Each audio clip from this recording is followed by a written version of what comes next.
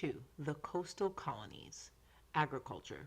Throughout the 18th century, the colonists depended on farming as their chief means of income. In spite of the Pennsylvania Germans, it can't be said that the Americans generally were good farmers. They mined the land rather than farmed it. With the trees removed, the good topsoil washed away and started filling the streams and harbors with mud. Most of the coastal land was worn out 30 years before the Revolution. By 1700, one group or another had introduced nearly all of the common fruits and garden vegetables. Corn was native, so were sweet potatoes as far north as the eastern shore of Maryland. Irish potatoes were brought in from the West Indies, either directly or by way of the British Isles, first to Virginia, and in 1718 to New England.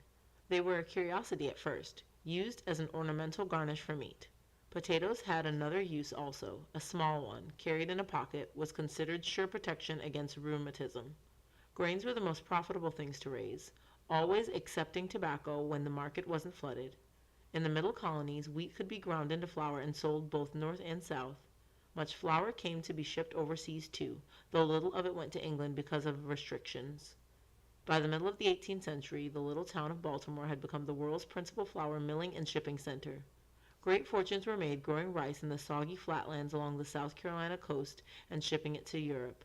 A New England ship captain named John Thurber started the South Carolinians growing rice by bringing some seed to Charleston in 1668. 2 years later, 330 tons were shipped. Rice has to do its growing under a few inches of water. It is a simple matter to dam a sluggish stream above tide water and flood the land along its swampy banks. No clearing had to be done. The marshes grew nothing but grass and rushes. Work in the rice fields was done entirely by slave labor. Plants were started in seed beds and transplanted by hand to the muck in which they were to grow. The only tool needed was a hoe. The water was drained off when the grain began to ripen, and the straw was cut with sickles. Mules, used to bring the harvested rice in from the fields, had to be shod with broad-soled wooden boots to keep them from sinking in the mud. Once on solid ground, rice was handled like any other grain. It was threshed with flails and winnowed by the wind, when it was poured from high platforms built for the purpose.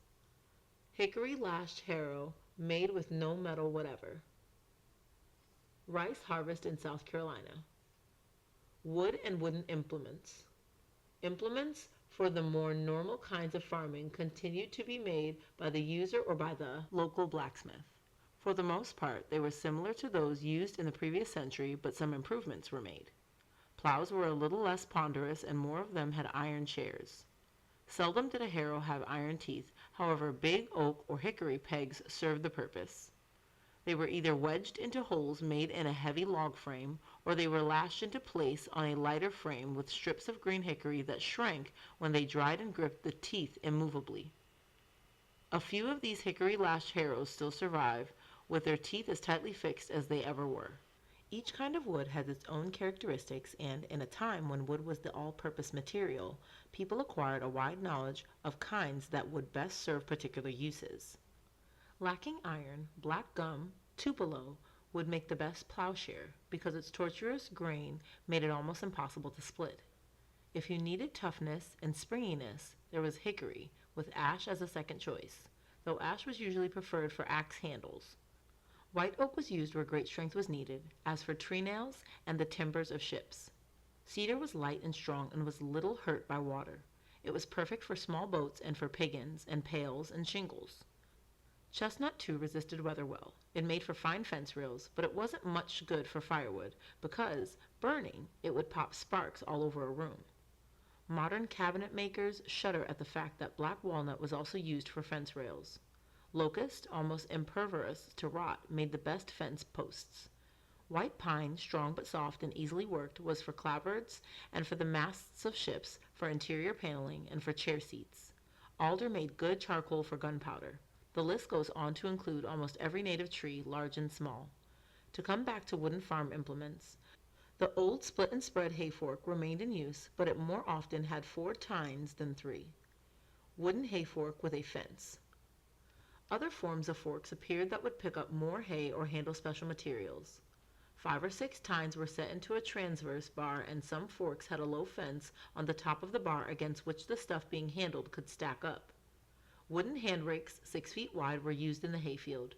So were wooden horse rakes, so made that a man walking behind could flip one over and dump the load without stopping the horse. Farm animals. Oxen remained the principal working animals. Stronger and less nervous than horses, they were ideal for farm work at a time when haste wasn't popular. We don't see many of them now, and when we do, we usually see them in pairs, but our forefathers often worked a single ox, using a special yoke, of course. It's necessary to protect the feet of working oxen with iron shoes, just as a horse is shod, but since the hoof of an ox is cloven, each shoe must be made in 2 pieces. Oxen are heavy and their feet are small. Because of this, an ox can't stand on 3 feet and hold up the fourth for the farrier as a horse can. When an ox was shod, he had to be stood in a special stanchion equipped with slings that passed under his belly. By raising the slings with a windlass and a series of overhead pulleys or rollers, the smith could fit the animal enough to take the excess weight off its feet. The operation was hard on the ox. Farmers said one shoeing hurt their oxen more than a week of hard work. Though horses filled fewer working needs than did oxen on colonial farms, they could be ridden and hence were desirable. 29 Flanders mares and 3 Dutch stallions were brought to the Massachusetts Bay Colony in 1635, and horses came steadily to all the colonies from then on. Thoroughbreds were imported after 1700 in some quantity, and a few ran on American turf before that. The first known piece of American silversmithing was a prize for a horse race. 2 distinctive American breeds of horse appeared in the 18th century and vanished again, no doubt leaving traces of their blood behind them. The Narragansett Pacer was a riding horse of Spanish extraction, small, hardy, and because of his side-winding gait, very comfortable.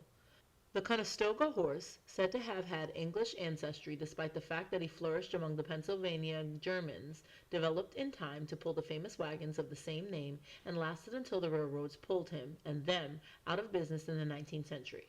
He was usually black, and understandably he was big, strong, and steady. Sheep wearing a yoke, a cowpoke, ox in a sling for shoeing. The inset shows the 2 halves of an ox shoe. In most of the colonies, the law allowed farm animals to roam at large and gave anyone who objected the right to fence them out. However, some preferred to keep their own animals enclosed. These people restrained the tendency to jump fences or to break through them by fitting their beasts with a variety of yokes and pokes. A yoke, in this sense, was a simple frame hung around the neck. Its extension served to catch on palings or rails and to prevent a sheep or goose or even a hen from squeezing through a fence. Pokes also hung around an animal's neck, but they carried a rod, poking forward, to catch an offense if any jumping was attempted. Bee gum and straw skip. Bees must be rated as domestic animals. Nearly every farm had them, north or south, and gained something of contentment from their humming. They furnished a cheap substitute for sugar, and if that hadn't been valued, they would have earned their small keep by pollinating fruit trees. Northern bees were hived in braided straw, skips, usually capped with a loose straw thatch. In the South, perhaps because less insulation was needed, the bee gum became the traditional hive. It was actually a hollow section of a gum tree provided with a movable lid. Both skip and gum were set on a bench or some other support to keep them off the damp ground. When cold weather slowed the bees down, there was a great excitement in further stupefying them with the smoke of burning rags and making off with their reserve supply of honey. Pork. No matter how small the farm, it always had a few pigs. They were easy to feed and maintain, and they provided the mainstay of the winter's provisions, scalding and scraping hogs. The first really frosty weather signaled hog killing. Outside, long before the first light of a crackling cold dawn, a huge iron kettle was filled with water and had a roaring fire built under it that lighted up the farmstead. The water was boiling by sunrise, and the men took a sharp knife to the pig pen to do what had to be done. Many a gentle wife sat in the kitchen with her hands over her ears until the slaughter was over and the carcasses had been hauled on a pung or sled to the side of the fire. Using tackle hung from a tripod, the body of a hog was heaved up and lowered into the boiling pot, then out again and onto a wooden rack where the hair was scraped off with bell-shaped scrapers. Not every farmer owned a hog-sized kettle, but a barrel could be made to serve. Water in a barrel was heated by the old Indian method of throwing hot stones or hot scrap iron into it. This system is probably still used. It certainly has been used within the last 10 years. The carcass was emptied, beheaded, and halved, and then taken into the kitchen where the women, usually helped by neighbors, waded into the business of processing it. Fat was cut away and rendered into lard, and everybody chewed on the cracklings that floated to the top of the lard kettle. The back meat was chopped up for sausage. This was before the days of grinders. Seasoned and stuffed into skins or intestines for smoking. Some of the sausage meat was kept out to be eaten fresh, and this was traditionally shared with all the neighbors. Ham shoulders and bacon went into a barrel of brine, strong enough to float an egg, for corning before they were smoked. Heads and feet were cooked at once, and the meat from them was mixed with vinegar and spices and made into head cheese and sauce. The livers were cooked too and chopped fine for pudding. That might be stirred into cornmeal mush and cooled in pans as scrapple. The last of the job was done in candlelight, and the final redding up of the kitchen was likely to be left for next morning. Barns and houses. Pennsylvania bank barn. Connected house and barn in New England. Most of the first American barns had thatched roofs, and a few were covered that way for a long time, especially in Pennsylvania. Many of the big Pennsylvania barns had stone ends, and almost all of them were built into a south-facing bank. The arrangement served the double purposes of keeping the foundation floor warm for the stock and allowing a hay wagon to drive onto the loft floor above. Corn shocks were stacked against the exposed parts of the foundations for additional warmth in winter. Barns in all the middle colonies were out behind the house, at no great distance. In Virginia, they were likely to be scattered all over the place, and none of them was usually very large. Up in New England, where deep snow was to be expected, barns and houses were connected by way of a wood shed attached to the lean-to kitchen. Mostly they still are. The barn in those parts might be set at a right angle to the house so that the angle between them made a sheltered courtyard. The new styles of building houses that were appearing in the towns slowly had their effect on the appearance of farmhouses, even though each section tended to cling to its old ways. In the North, the salt box house was as popular as ever, but the lean-to was invariably an integral part of the structure. In a country where wood was infinitely more plentiful than lead, it was common sense for the new all-wood sliding sash to supplant the ancient casements. People began to be interested in placing windows symmetrically in walls, and doorways began to acquire ornamental frames and glazed transoms. Roofs changed too. Fewer of them were quite so steep, and more of them, especially in the South, began to have the gambrel shape that gave more room in the attic. Most attics were used as sleeping quarters, and they were pretty dark and stuffy when their only openings were little windows in the gable ends. The new way of building used upright windows called dormers, each with a small roof of its own, led into the slope of the main roof of a house. The idea was seized on as a godsend, and dormers were put in old roofs as well as new ones. Taverns needing many small sleeping rooms soon presented an unbroken row of dormers, set like saw teeth the full length of the roof. Interiors. Ladder back chair. It was natural that, when some sense of security and permanence came to the colonists, they would begin to dress up the interiors of their houses. Country-made furniture had become lighter by the beginning of the 18th century and had acquired an awkward grace, if not much comfort. A banister-backed chair had to be made by an expert who had a lathe, but a somewhat similar chair with plain vertical slats in its back could be achieved at home. High-backed chairs, with or without arms and with horizontal back slats often arched upward, are called ladder backs. They were made on the place, and their seats were woven of rushes or of split hickory. A smart Yankee or a clever Southern slave could make one, rounding the legs and stretchers with a spoke shave. The early settlers had been content to cover their walls either with whitewash plaster or with simple sheathing boards, usually applied vertically but sometimes put on horizontally. In an effort to make the boards more attractive, carpenters began to cut moldings on their edges. Down south, these were quite narrow and simple, but up north the craftsmen shaped a special plane blade that would produce a deep molding, sometimes as much as 2 inches wide, made up of several ridges and grooves. Fireplace wall with hip-raised panels. The next enrichment was hip-raised paneling. There was nothing new about it, but nobody had time for such fripperies at first. Wide, usually rather short boards were chamfered all the way around and framed with narrow boards that had moldings cut on their edges. Ordinary panel doors are made this way now, but the hips of the panels aren't made as high as they used to be, nor are the chamfers as wide. At first, only the wall around the keeping room fireplace was likely to be paneled. Later, all 4 walls were done. In big houses, the whole first floor was paneled, and often the second floor bedrooms as well. The earliest paneling, like the older sheathing, was left bare with no finish except what time would give it, and time has done a fine job. Oil paint began to be used in Virginia about the beginning of the 18th century on both the outsides and the insides of houses. It became customary to paint wood paneling, and those who couldn't get oil paint used the sour milk kind that could be stirred up at home.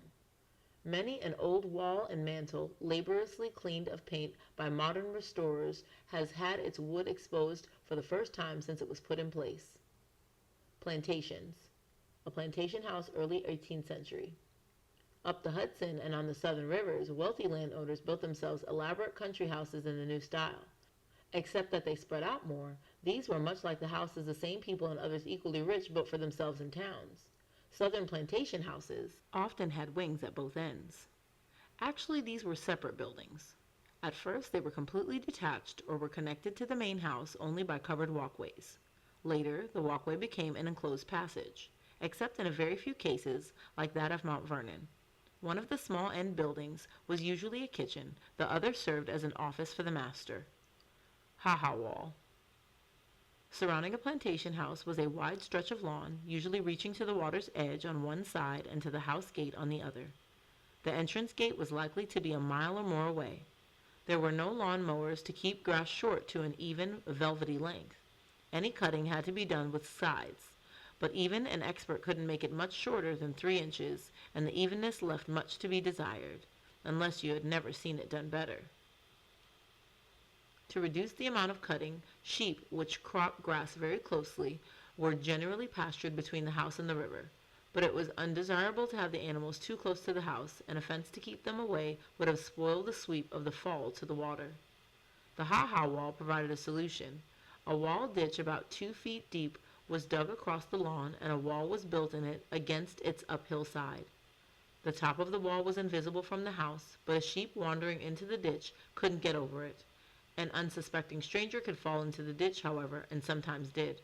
The plantations operated as self-sufficient units except for their importations of luxuries from England.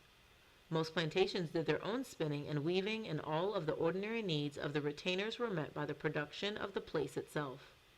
Nomini Hall, in Virginia, had at one time 11 carpenters, 2 joiners, a brickmaker, a bricklayer, a blacksmith, a miller, a tanner, a shoemaker, a hatter, a sailor, a carter, a coachman, no doubt a schoolmaster, and certainly an overseer. What the total population was, including field slaves and house servants, is left to the imagination. Some notion can be formed from an account of the food and drink consumed on another plantation. Carter's Grove, wherein one-year family guests and help used 27,000 pounds of pork, 20 beeves, 550 bushels of grain, over 500 gallons of rum, 4 hogsheads, and 150 gallons of brandy. Industries.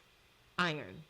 In all the colonies, fishing, trapping, and lumbering occupied many men, but like farming and the trades were individual enterprises. There were also a few real industries that required the services of a number of men working together. The most important of these were the furnaces where crude ore was smelted down to pig iron, and the forges where it was further refined and improved. The British urged the Americans to smelt ore, but discouraged and tried to prohibit them from making it up into anything. On the eastern side of the Atlantic, it was felt that colonies should be a source of supply for the parent country's needs and a profitable market for its products. Even as early as Roanoke Island, the settlers found iron ore. It was of the sort called bog iron, that was said to grow in ponds. Lumps of it were fished up with long-handled tongs. There seems to have been quite a supply. One New England pond yielded more than 300 tons a year for 60 years. Furnace for making pig iron. The earliest attempt to smelt this iron was in Virginia. It failed because of Indian trouble. The Puritans did better, at Lynn, with a furnace that seems to have been built little more than a large fireplace. It partly melted but didn't liquefy the ore. Though the result could be beaten into rough bars, they were too poor in quality to be rolled into sheets or drawn into wire. A better furnace was started at nearby Saugus in 1646. It used air to blow up a hot fire and produced 8 tons a week of iron good enough to make into pots and mortars and to be forged into wrought iron bars. The Saugus Ironworks had been meticulously restored to its original appearance with the help of the American Iron and Steel Institute. Furnaces multiplied in the colonies in the 18th century, notably in Connecticut, New Jersey, Pennsylvania, Maryland, and Virginia. In form, they were sturdy stone towers built with sloping walls on a rectangular foundation. A chimney rose from the center to a total height of about 30 feet. The tower enclosed a rough egg-shaped chamber into which fuel, ore, and flux could be dumped in layers from a platform, and from the bottom of which molten iron could be run off into sand molds to form pigs. The furnace fires were blown with big double bellows and worked by water power. The flux was oyster shells or limestone and served to release impurities from the ore. All of the southern furnaces and a few of the northern ones were manned by slaves, some of whom became expert at specialized jobs. It took up to 120 slaves to run a furnace, we are told. Presumably that didn't include mining the ore. Ore for the Principio furnace at the head of Chesapeake Bay was brought 50 miles in boats that had double banks of oars pulled by white convict redemptioners. The fuel of all the furnaces was charcoal, and it was cutting wood to make it that, far more than agriculture, denuded the eastern seaboard of its forests. 4 square miles of woodland was considered necessary as the basic supply for setting up a furnace. Charcoal. Charcoal burning became an industry in itself. The material was produced by burning wood with a restricted supply of air to evaporate nearly all its water, drive off unwanted gases, and leave it more or less pure carbon. The wood was cut into short billets, stacked on the ground or in pits covered with earth, and burned from the center outward. A chimney was left in the middle of the heap, to be closed when combustion was well started. There were draft vents at the bottom of the pile to be closed or opened as the state of the burning and the direction and strength of the wind required. Charcoal burning. For the first few days the whole mound steamed. As burning progressed, vent holes had to be made in the walls of the pile to release gases, otherwise the whole thing might explode. When the coaling reached a certain point, determined by the diminished size of the heap and by probing, all openings were closed and the earth covering was sealed by wetting it down and keeping it wet for 8 or 10 days. The whole burning took several weeks of day and night watching and sometimes strenuous emergency action. Tan bark and leather. A tan bark mill. Tan bark should have been a byproduct of charcoal burning, since bark was of no value for coaling. But trees were too plentiful for anybody to worry about waste, so oaks, hemlocks, and firs were cut for their bark only. It was stripped off the trees and crushed into shreds under a toothed stone wheel operated by ox power. Crushing bark was sold to the tanners in bales or by the load. Tanners were busy everywhere at their smelly trade. Leather served all the purposes for which we now use it, and also was used in places where we now use rubber and plastics. Leather breeches took a lot of it. Carriages were slung on leather thoroughbraces. Many people wore boots. Many more rode on leather saddles and drove horses hitched with leather harness. The tanners used quantities of bark which they steeped in water to extract the tannic acid that cured their hides and skins. It took a full year to turn a new hide into good leather, removing the hair, scraping the inside, soaking and turning in the tanning vats, and curing to smoothness and softness.